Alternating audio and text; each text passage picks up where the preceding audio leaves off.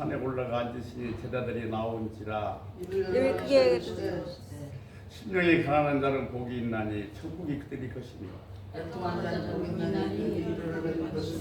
온유한 자는 복이 있나니 그들이 땅을 기업으로 받을 것이며 위에 줄이고 목마른 자는 복이 있나니 그들이 배부를 것이며 긍휼히 여기는 자는 복이 있나니 그들이 긍휼히 여김을 받을 것이요 마음이 청결한 자는 복이 있나니 그들이 하나님을 볼 것이며 화평하게 하는 자는 복이 있나니 그들이 하나님의 아들이라 일컬음을 받을 것이요 것이며 의의 박해를 받는 자는 복이 있나니 천국이 그들의 것임이라. 나로 말미암아 너희를 욕하고 박해하고 거짓으로 너희를 거슬러 모든 악한 말을 할 때에는 너희에게는 복이 있나니 기뻐하고 즐거워라. 하늘에서 너희 상 큼이라. 지성에 있던 빛이 박해하였느니라. 아멘.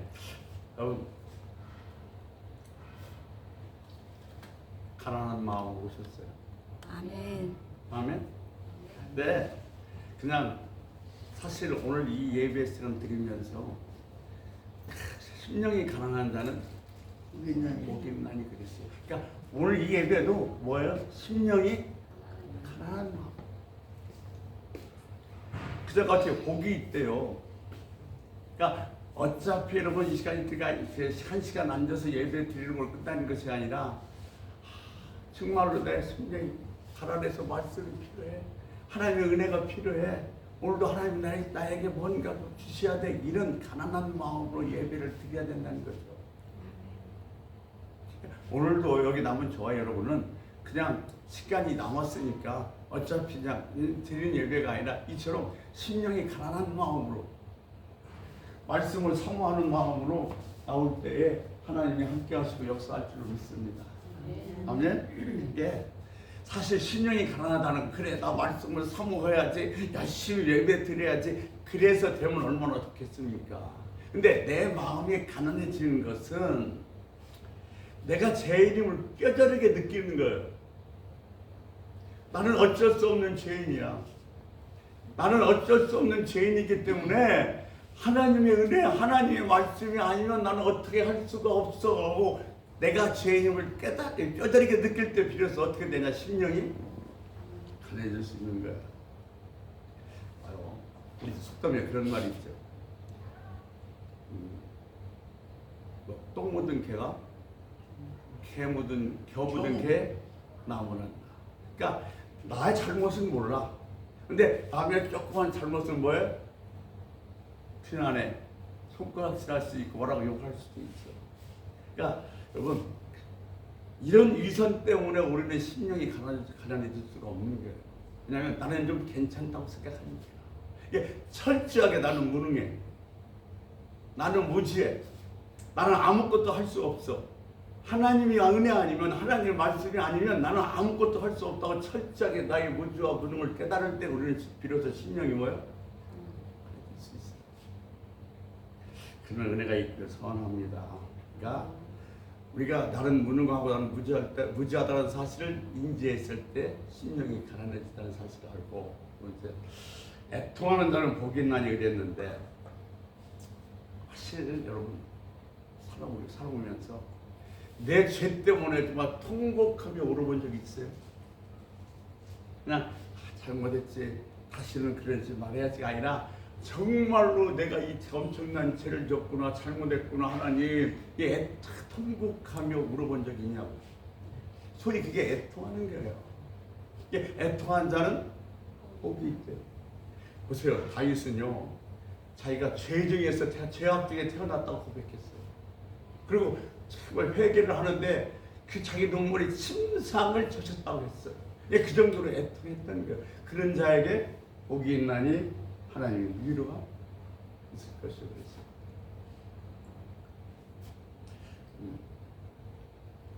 온유한 자는 복이 있다고 그랬어요. 사실 이 온유한 자는 죄를 깨닫고 애통하는 자에게 주어지는 거예요. 내가 내 마음 온유해야지. 나 온유한 자가 돼야지 했지. 주님 나 온유한 자가 되게 해주세요. 이래서 온유한 자가 되는 것이 아니라 내 죄를 깨닫고 애통하는 사람만이 뭐예요? 온유한 자가 될 수 있어요. 제가 전에도 말씀드렸지만은 이 사람들의 죄를요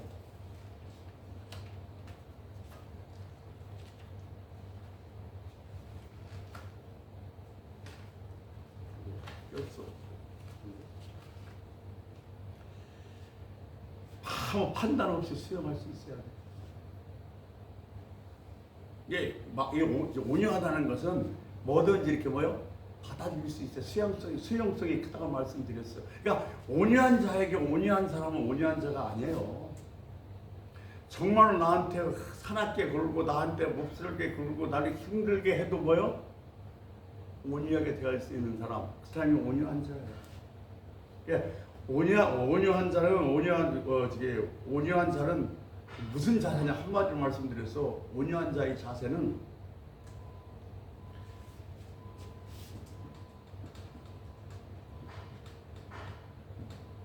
배움의 자세예요. 나는 누구에든지 심지어 여러분 어린애 아이한테도 배울 것은 있어요. 나는 뭐든지 배워야 되겠다 이렇게 수행하는 마음이 어떤 마음이냐면 온유한 마음이라는 거예요. 여러분이 어떤 사람에게 마음을 주고 싶어요? 저 사람에게 내 마음을 주고 싶은 사람은 어떤 사람이에요? 마음을 여는 사람한테 내 마음을 주고 싶은 거예요. 근데 내한테 대해서 마음을 열지 않는데도 불구하고 내 마음을 주고 싶은 사람은 없어요. 그러니까 내 마음을 여는 사람, 내게 마음을 여는 사람에게 내 마음을 주고 싶은 것처럼 내 마음을 여는 것이 온유예요. 무엇이든지 난 다 받아들이겠다. 난 무엇이든지 다 수용하겠다. 이것이 바로 뭐냐면 온유라는 거예요. 그래서 중요해요. 자, 오늘은 제 사복을 해야 돼요. 사복인데 의에 줄이고 복무하는 자는 복이 있나니 그들이 배부를 것이요. 그랬어요. 시선을 나에게서 떼어서 들어서 하나님을 바라볼 때 하나님과의 관계를 갈망하는 겁니다. 그러니까 우리가 우리 시선을 떼어서 하나님께 고정시켰을 때에 하나님의 풍성한 은혜를 받게 되는 줄 믿습니다. 네.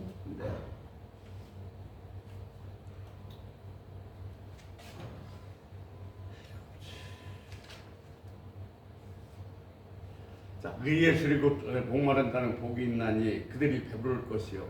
하나님께서는 의를 통해서 말씀하시고 의를 통해서 복을 주시고 의를 기준해서 판단하세요. 그러니까 의는 하나님의 의요, 하나님의 법이요, 하나님의 말씀입니다. 그러므로 이 의에 줄인다, 이 의를 받아들이기 위해서 내 의를 먼저 포기해야 됩니다. 내 고정관념, 내 잘못된 생각, 이것을 내가 다 내려놓을 때 비로소 하나님의 의를 받아들일 수가 있는 거예요. 하나님의 내 의를 포기할 때 하나님의 의를 수용하고 받아들일 수 있는 겁니다. 예수님께서도 십자가를 지기 전에 겟세마네 동산에서 어떻게 하셨어요? 마태복음 26장 59절 말씀에 보면 내 원대로 마옵시고 아버지 원대로 하옵시고 하나님께 당신을 의지를 바쳐버리는 거예요. 우리가 신앙생활 한다면 내 뜻대로 말고 아버지 뜻대로 하옵소서, 내가 내 마음대로 사는 것이 아니라 아버지 원하신 대로 살아가겠습니다. 이 말은 내 의지를 다 하나님께 뭐 하는 거예요? 바쳐버리는 거예요. 그래서 우리가 의라고 얘기하는데 의는 다른 사람과 타인과의 의의가 있습니다. 이 타인과의 의의는 뭐가 중요하냐면 질서와 화목이 중요해요. 근데 이 의의가 나 자신의 의의가 있어요. 근데 내 자신의 의를 얻기 위해서는 뭐 하냐면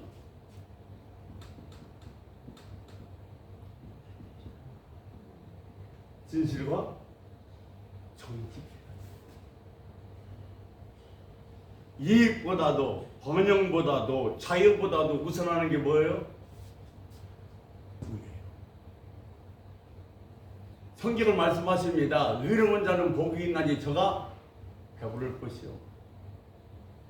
이것이 진리예요. 이것이 하나님의 법입니다. 우리는 잃어버린 정직을 찾아야 돼요. 정직하게 살면 뭐 하다는 거요? 해부를 돼요.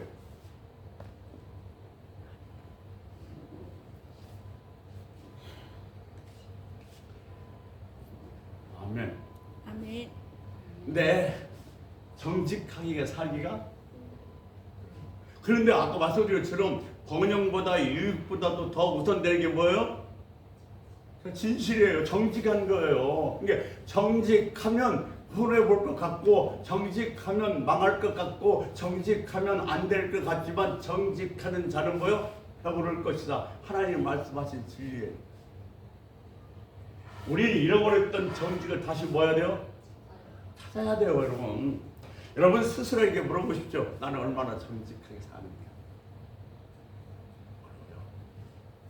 내가 눈 한번 질끈 감으면 얼마나 유익이 오는데, 내가 눈 한번 질끈 감으면 내가 얼마나 손해를 보지 않는데, 그러니까 이것만 한 번만 눈 감아 그래서 정직하게 살지 못하는 경우가 얼마나 많은데.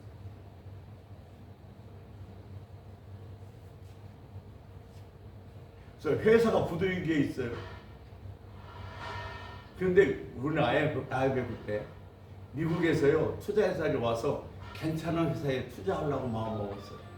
근데 누구를 다 돌아다녔어도 아무것도 없는데 누구한테? 자, 네, 자 뭐냐면 누구냐고요? 여러분 아실 거예요. 이랜드라는 회사. 그 당시에 좋은 회사였어요. 지금 엄청난 그룹이 됐지만, 근데 그 회사를 외국에서 투자하는 기업에서 투자하겠다고 그랬어요. 아니 쟁쟁한 기업들 다 많은데 IMF에 무너져 가는데 아주 유명한 기업들이 왜 해피는 그렇게 별볼 일 없고 시시한 이랜드를 투자하려고 물어봤더니 그러니까 그런 얘기 하는 거예요. 다른 회사는 다 이중장부를 쓰는데 이랜드만큼은 이중장부를 쓰지 않더라고요. 뭐 하는 회사예요? 정직한 회사이니까 이 회사에게 투자해서는 손해볼 일이 없다는 거예요. 여러분 기억하셔야 돼요. 의로운 자는 뭐예요? 배부를 것이다. 이게 정직한 자는 배고프요. 그러니까 나는 어떤 일이 있어도 뭐하게 산다? 정직하게 산다. 그럴 때 하나님께서 배부르게 하실 줄로 믿습니다. 이게 여러분 진리라는 게 기억하셔야 된다니까요. 내가 조그만 이유 때문에 거짓말하고 뭔가 쓰고 싶을 때에 이 말씀을 기억했으면 좋겠어요. 의에 지르고 목마른 자는 복이 있나니, 정직한 자는 복이 있나니 그가 배부를 것이요. 이 말을 꼭 기억할 수 있는 여러분 되시길 주의 이름으로 소원합니다. 마태복음 5장 7절 긍휼히 여기는 자는 복이 있나니 저희가 긍휼히 여김을 받을 것이요. 여러분 우리가 사랑은 하는데 사랑에는 세 가지 종류의 사랑이 있습니다.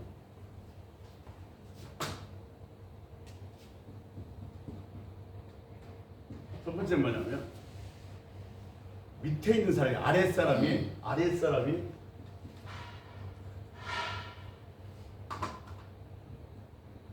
위에 있는 사람을 사랑하는 거예요. 이것을 뭐라고 얘기하냐? 경외 또는 공경한다는 거예요. 그 다음에 또 하나는 뭐 있냐면 같은 위치 있는 사람끼리 서로 사랑하는 거예요. 같은 처지에 있는 사람끼리. 이것을 우리는 뭐라고 보냐? 또는 우정이라고도 얘기를 해요. 세 번째, 위에 있는 사람이 아래에 있는 사람을 사랑하는 거예요. 이것을 뭐라고 얘기하냐? 긍휼이라고 얘기해요. 여러분 다 경외, 우정, 긍휼 어떤 것이 제일 좀 마음에 와닿아요? 그러니까 이 긍휼은 뭐예요? 하향적인 사랑인데 불쌍히 여기는 거예요. 사실 불쌍히 여기면 그 이상 다른 말은 필요가 없어요. 아무리 정말로 그냥 밉고 미워서 어쩔 수 없는 신랑이라 할지라도 불쌍히 여기면 끝나요. 자, 이 긍휼은요, 예수님께서 말씀하신 절대 구원의 조건이에요. 물론 여러분 예수를 믿으면 구원받습니다. 아멘. 근데 그 구원 속에는 뭐냐면 윤리적인 의미가 다분히 담겨져 있다는 거예요. 마태복음 18장 3절의 말씀을 보면 주님께서 뭐라고 말씀하시냐? 어린아이 같지 않으면 천국에 들어갈 수 없다고 그랬어요. 그러면 어린아이가 어떤 거예요? 어린아이 특징은 뭐예요? 어린아이는 뭐에서 사냐면 아버지 어머니의 긍휼 속에 살아가는 거예요. 그분이 내려주는 사랑을 받고 살아가는 거예요. 어린아이는 부모한테 교만하지 않습니다. 부모 앞에서 잘난 체 하지 않습니다. 왜? 나는 부모의 사랑과 부모의 은혜로 살아가고 있다고 생각하니까. 이게 아버지 어머니가 베풀어주는 긍휼 속에 살아가고 있는 거예요. 그러니까 이런 어린아이 마음 갖지 않고는 절대로 뭐요? 구원받을 수. 그러니까 나는 하나님이 베풀어 주시는 뭐요? 은혜, 긍휼로 살아간다는 그런 마음이 없이는 절대로 구원받을 수가 없다는 겁니다. 또한 용서하지 않으면 용서를 받지 못한다고 그랬어요. 긍휼을 베풀지 않으면 긍휼을 얻을 수 없다고 하십니다. 이 또한 중요한 겁니다. 이게 회개하는 마음이 내 긍휼히 여기는 마음인 거예요. 회개하는 마음이 자기 의를 포기하는 마음이에요. 잘난 것도 못난 것도 없습니다. 나는 그쵸? 부족하기 짝이. 야, 매일 살아가면서 누구 앞에도 마찬가지예요, 여러분. 나 잘난 것도 없고 못난 것도 없고 주님 앞에서 부족하기 짝이 없습니다. 주님이 긍휼하신 사랑이 아니면 난 한순간도 살 수 없습니다. 이것이 뭐예요? 긍휼이 긍휼. 그러니까 긍휼히 여기는 마음은 불쌍히 여기는 마음이에요. 우리가 주님 앞에 무조건 백기를 들고 하나님 나를 불쌍히 여겨 주시옵소서. 끝나요. 뭐 여러 가지 그리 걸 필요 없어. 하나님 나는 아무것도 할 수 없는 무능한 자입니다. 나를 불쌍히 여겨 주옵소서. 끝나. 또한 그런 마음으로 다른 사람도 긍휼히 여깁니다. 그러니까 이런 마음으로 긍휼을 믿고 긍휼을 행하는 사람이 아니고는, 그런 회개하는 마음이 아니고는 절대로 구원받지 못한다는 거예요. 우리 긍휼에도 뭐 인색한 거 아니에요? 응? 조금만 내 눈에 거슬리면 못 봐. 조금만 내 마음에 안 들면 뭐요? 만나기도 싫어. 근데 지금 주님은 뭐라고 말씀하시면 긍휼히 여기는 자가 복이 있나니 그랬어요. 그러니까 우리는 긍휼히 여길 수 있어야 돼요. 어려워요. 예, 왜 인간이기 때문에 어려워. 그러나 긍휼히 여기는 마음이 있어야 돼요. 야고보서 2장 13절 말씀을 보면 뭐라고 되어 있냐면, 야고보서가 뭐라고 얘기하냐면 긍휼히 행하지 아니하는 자는 긍휼함이 없는 심판이 있다고 그랬어요. 마태복음 18장 25절에 35절 뭐라고 말씀하시냐면, 너희가 각각 중심으로 형제를 용서하지 않으며 내 천부께서도 너희에게 이같이 하리라고 했어요. 마태복음 9장 13절 긍휼을 배우라고 말씀하십니다. 누구한테요? 그렇죠. 주님한테 긍휼을 배우세요. 주님이 우리에게 주신 긍휼을 생각할 때 내가 그 긍휼을 배우고 긍휼한 마음으로 살아갈 수 있어야 돼요.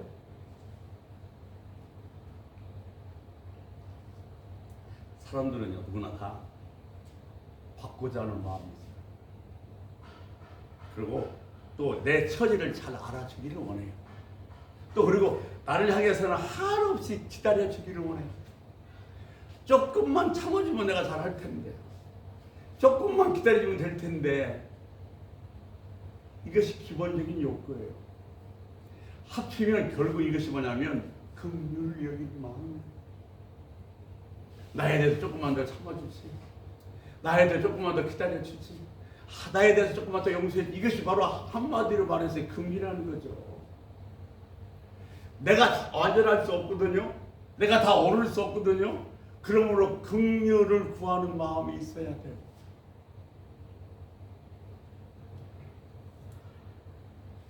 예, 긍휼이라는 것은 다른 거로 말씀드려서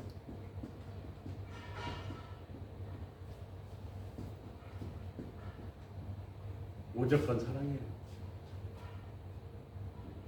긍휼히 여기면 못할 게 없잖아요. 왜 그잖아요. 왜 그렇게 희생하고 왜 그렇게 위하고 왜 그렇게 내가 모든 걸 포기할 수 있어요? 왜? 사랑하니까. 이 긍휼이라는 것은 무조건 사랑이에요. 사랑에는 조건이 없어요. 근데 우리는 대부분 사랑에 뭐가 붙어요? 좋아요. 조건이 붙어요. 잘하니까, 잘 보니까, 좋은 일 하니까. 이 조건이 붙는데 아니요. 무조건 사랑, 조건이 없는 사랑이 긍휼이에요. 그러니까 우리들에게 주님께서 뭐라고 말씀하냐? 긍휼히 여기는 자는 복이 있나니. 이 긍휼을 누구? 주님에게 벽을 하는 겁니다.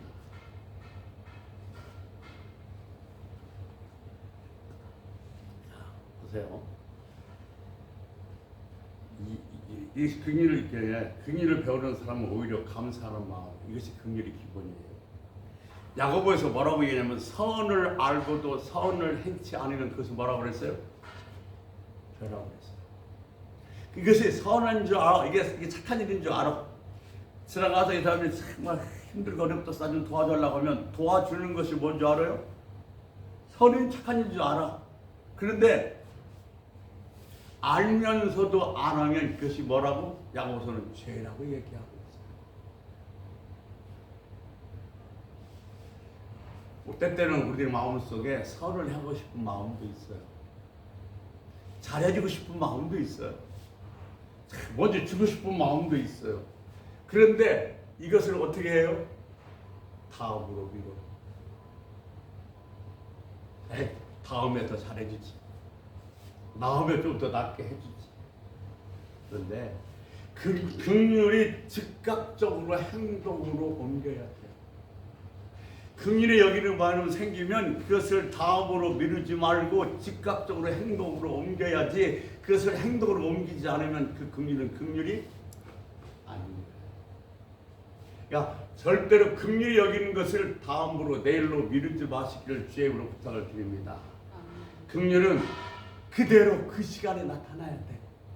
지금 내가 누구를 만나든 뭘 하든 그 시간에 그때 그 자리에서 긍휼이 나타나야 된다는 겁니다. 긍휼을 베푸는 자는 긍휼의 은혜를 잊기 마련이에요. 내가 하나님의 긍휼의 은혜를, 다른 사람의 긍휼의 은혜를 잊기를 원한다면 나는 긍휼을 베푸는 자가 되어야 합니다. 그러니까 긍휼을 베푸는 마음은 하나님을 향한 마음일 뿐 아니라 이것이 성품이 돼요. 어쩌다 한 번이 아니라 그것이 생활화되고 습관화되고 체질화돼서 내가 긍휼이 내 것이 되고 내 전부가 되어져야 된다는 걸까요? 하나님의 그 은혜에 감사하는 성품에 대해서 그 마음에서 은혜가 나오고 긍휼을 베풀 수가 있는 겁니다. 그러니까 이 성품이 생활하다고 익숙해져야 돼요. 그러니까 긍휼을 베푸는 것이 내가 정말 생활하고 익숙해져야 돼요. 그래야 자꾸 할 수 있는. 여러분 그러잖아요. 자꾸 하면 좀 더 뭐예요? 허기가 쉽고 내 손에 있는 것처럼 긍휼도 자꾸 내가 베풀고 긍휼히 여기다 보면 어떤 일이 생겨요? 쉬워요. 그것이 내 성품이 되어버리는 거예요. 지금 뭐라고 하냐면 너희들은 무릇 지킬 것마다 내 마음을, 이 마음속에 뭐가 들었냐가 중요하다고 말씀드렸잖아요. 그러니까 긍휼이라는 것이 우리 마음속에서 뭘로 있어야 돼요? 성품으로 있어야 돼요. 그래야 누구를 만나고 어떤 일에도 어떤 사람에도 말할 수 있어요? 긍휼을 베풀 수가 있는 거예요. 여러분, 긍휼히 여겨야 되겠다, 마음 먹는다고 되는 게 아니에요. 마음 먹고 먹는다고 되면 얼마나 좋겠습니까? 근데 하나님의 은혜에 감격하고요. 그 강력한 믿음을 갖고 있는 사람이 바로 긍휼을 여기는.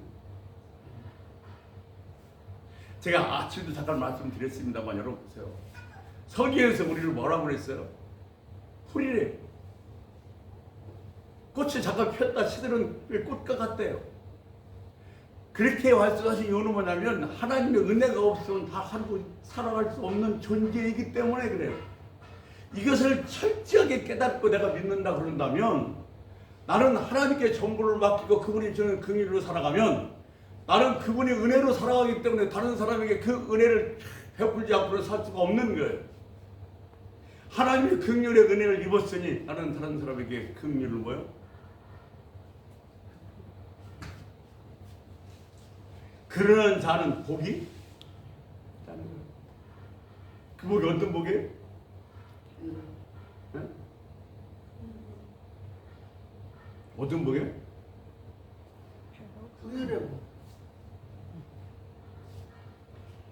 긍휼히 여기는 자가 복을 받을 것이요 긍휼히 여김을 사실 여러분 긍휼히 여김 받는 것보다 더 귀한 거 어디 있겠어요? 아멘. 그러니까 우리 긍휼히 여기며 살아갑시다. 여러분 심령 속에서 뭐가 체질화되고 성품이 되냐면 긍휼히 여기면 다 끝나잖아요. 불쌍히 여기면 되잖아요.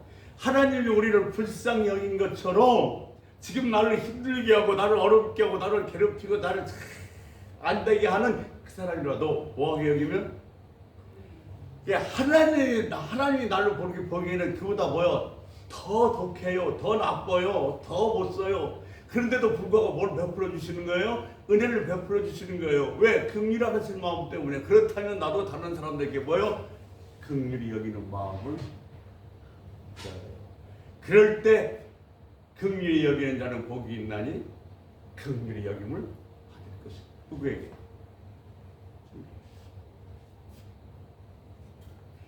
이게 복이래요.